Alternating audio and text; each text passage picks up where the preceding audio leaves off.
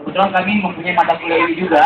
Itu di tahun 2014 itu khususnya di daerah Jakarta itu ada 400 kekerasan terhadap seksual anak ini. Nah, yang menjadi pertanyaan mendasar, Bapak Jokowi tadi mengatakan bahwa kesejahteraan itu ditunjang dari salah satunya adalah sekolah. Ya, jadi ketika kita melihat kondisi seperti ini, yang dulunya sekolah menjadi surga, sekarang sudah menjadi neraka. Artinya ada ketakutan orang tua maupun anak-anak ketika melihat kejadian-kejadian kekerasan seksual yang marak terjadi sekarang di negara kita. Yang saya ingin tanyakan, fenomena-fenomena seperti ini, bagaimana kebijakannya? Karena saya yakin ini diatur juga dalam undang-undang, tapi itu tidak berjalan sesuai dengan undang-undang. Baik, terima kasih. Terakhir, saya ingin sampaikan bahwa negara tidak dilihat dari berapa pendapatannya, berapa banyak pendapatannya, ekonominya dan lain-lain, tapi harus ditunjukkan dari moralnya, Pak. Oke, baik, terima kasih Mas Adi. Silakan, Pak Jokowi. Ya, saya setuju tadi, Mas Adi. Memang pembangunan manusia ini penting sekali. Sehingga saya sampaikan bahwa revolusi mental itu penting. Artinya apa? Revolusi mental nanti akan menghasilkan sebuah pembangunan manusia Indonesia yang betul-betul siap bersaing, siap berkompetisi. Dan pendidikan di dalam pembangunan manusia, pendidikan adalah yang utama.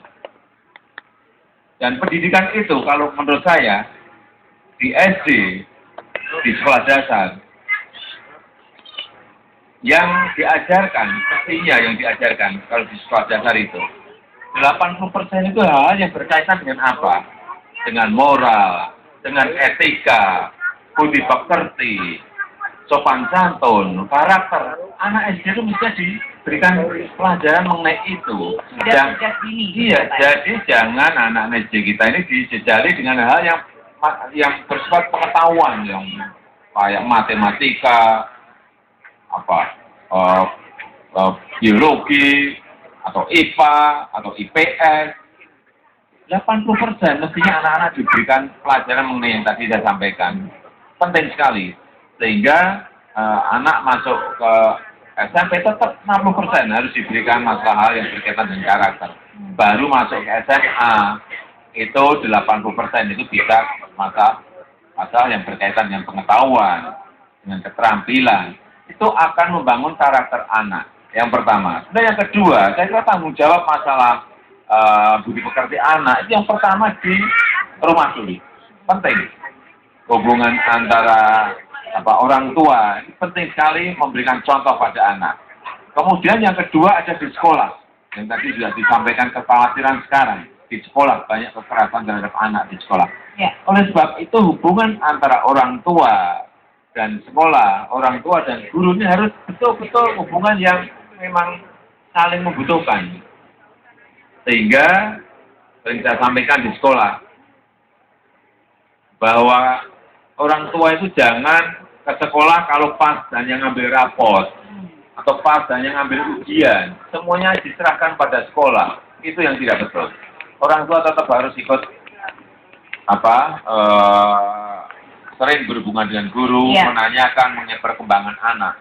Dan yang ketiga mengenai negara atau pemerintah ini juga penting sekali. Kalau tiga ini tidak sambung semuanya, baru yang namanya kualitas anak, kualitas manusia Indonesia itu akan bisa kita temukan. Kalau sudah ada kejadian kekerasan anak di dalam sekolah, ya harus ada tindakan yang tegas, tindakan hukum yang tegas. Harus ada supaya yang lain tidak berani masuk ke kekerasan-kekerasan yang seperti sekarang kita lihat. Harus